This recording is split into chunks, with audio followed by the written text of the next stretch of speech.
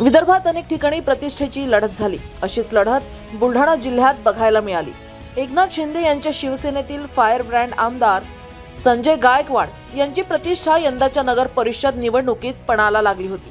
गायकवाड यांच्या पत्नी पूजा गायकवाड या रिंगणात होत्या। अटीतटीच्या लढतीत संजय गायकवाड यांनी पत्नी पूजा यांना नगराध्यक्ष पदाच्या निवडणुकीत तर विजयी केलंच, पण आपल्या अनेक उमेदवारांसाठी विजय खेचून आणला। त्यामुळे बुलढाण्यात शिवसेनेचा भगवा फडकलाय।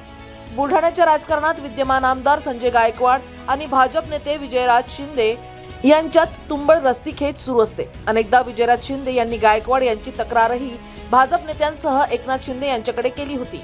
भाजपमध्ये येण्यापूर्वी शिंदे हे देखील शिवसेने होते, मात्र भाजपमध्ये आल्यापासून गायकवाड आणि शिंदे यांच्यातून विस्तवही जात नाही अशी परिस्थिती आहे। पत्नीला विजय मिळवून देणं हे संजय गायकवाड यांच्यासाठी स्वतः विजय मिळविणं इतकंच महत्त्वाचं होतं। त्यामुळे गायकवाड आणि त्यांच्या टीमनं पूर्ण जोर लावला होता। पूजा गायकवाड यांच्या विजयाची घोषणा होताच आमदार संजय गायकवाड काळ्या गॉगलमध्ये व्यासपीठावर दिसून आलेत। पत्नीसह त्यांनी विजयाचं सर्टिफिकेट घेतलं आणि विरोधकांची दात घशात घातले। विजयानंतर गायकवाड यांनी प्रसार माध्यमांना सांगून टाकलं की लवकरच विजयराज शिंदे हे बुलढाण्याच्या राजकारणातून आउट होणार आहेत। गायकवाडांचं हे वक्तव्य किती सिरियस आहे हे येणाऱ्या काळात सांगेल अशी चर्चा बुलढाण्याच्या राजकीय वर्तुळात आहे।